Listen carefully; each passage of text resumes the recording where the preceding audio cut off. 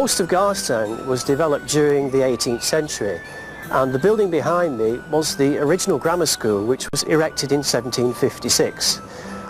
The school was run for a period of 172 years and was run by Garstang Corporation, who had a bailiff who selected 12 local pupils who were deemed to be intelligent enough to go on to further education. And it's remained a feature of Garstang High Street for very many years. However, when educational requirements changed in the early 20th century, the school was closed down, and in October 1928, Harold Irvine, the last head teacher at the school, closed its doors and left for the last time. Since 1969, of course, the little building is still serving the community here at Garstang because it is now our arts centre. And of course, local people can exhibit paintings, drawings or any kind of handicrafts. And a word of note here is that John Moreland of Winmarleigh could scarcely have imagined that his legacy back into the 1750s is still being enjoyed by the people of Garstang, although for very different reasons. This is Garstang Marketplace. It's the centre of our town and it's the centre of our community. Anyone who visits Garstang usually remembers two things. First, our handsome town hall. A 1680 map shows a town hall on this site, but unfortunately it was burnt down in 1750. However, the Garstang Corporation decided to replace the building with the property we see today, and I'm sure you'll agree it's a very handsome building, built in the Palladian style of classical architecture that's so common and so popular.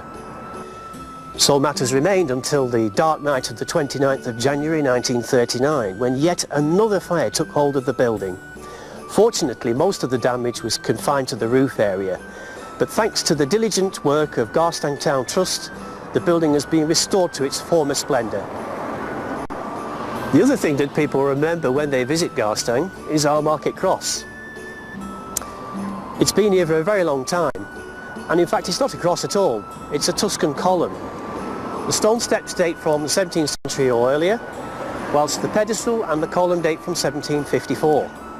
It's not just the meeting place of three roads, it's the meeting place of people, especially on market days, where hundreds of people will be thronging the market stalls and talking to one another and exchanging news about events in our locality.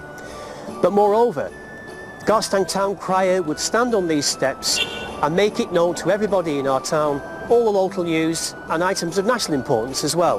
Market Cross was a meeting point for other people as well.